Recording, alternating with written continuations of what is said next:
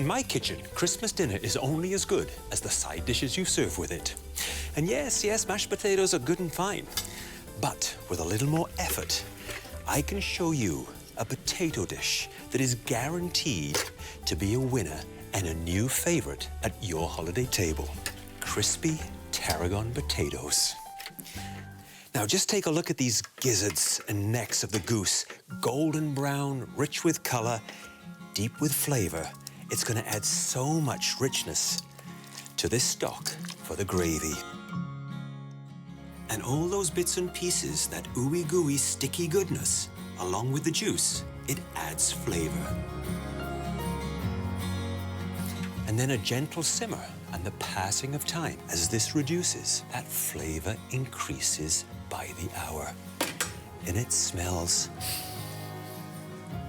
wonderful. Now onto those potatoes.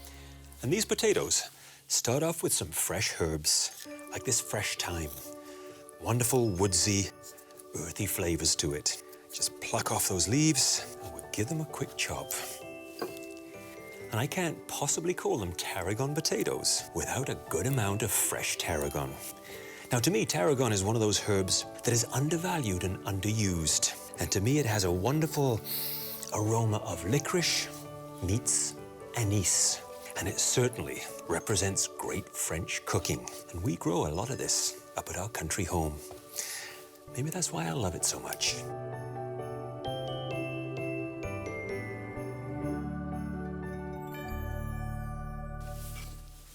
Parmigiano Reggiano, my favorite cheese, the one and only. This is gonna help bind those potatoes, add to the crispiness. And who wouldn't love a little grated parmesan with crispy potatoes? Here I've got some peeled russet potatoes ready to go.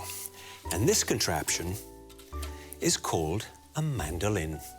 Not the musical kind, but in kitchens, this is a time saver and is a great tool for me to slice my potatoes. Every single slice is going to be even, which means they'll cook evenly.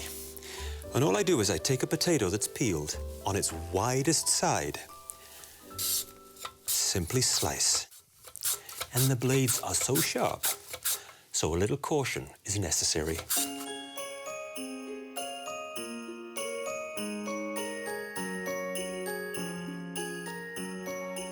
Now the first batch of potatoes into the bowl. A little cheese, a little herbs, some good flake salt, and cracked pepper. Now the pièce de résistance, the goose fat. Nothing goes to waste. This goose fat is going to add a layer of great complexity of flavor. And certainly in great kitchens, goose fat like this is prized. Ready for the next potato.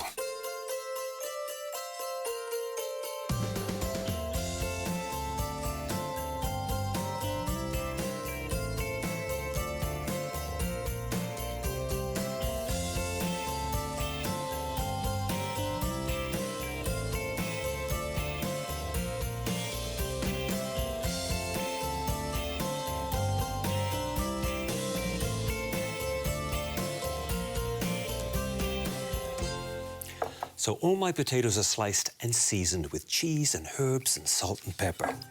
Now on my little casserole dish, just a touch more goose fat to make sure that nothing sticks to the bottom.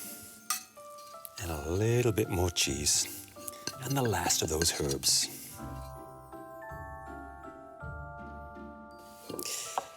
Now, you just grab a few pieces of your potato and with the tallest side up, just go along and layer them one after another. This is a job where you could use an extra set of hands to get it done quickly. In fact, it reminds me of cooking with Oscar, and the very first time we did that was baking Welsh cakes. He'd want to climb up on the stool, get his hands into the dough and mix it all up. Making a mess, of course. Rolling it out and helping with a pin. I was the one that had to cook them though, but he'd have the first taste every single time. And for Oscar, it's become a tradition. But for me, it's a lifetime of memories.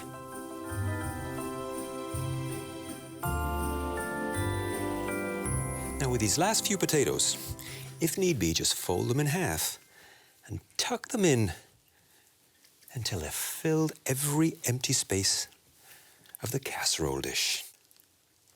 Perfect. And it's these light, wispy tops that will become crispy and crunchy. A little more goose fat.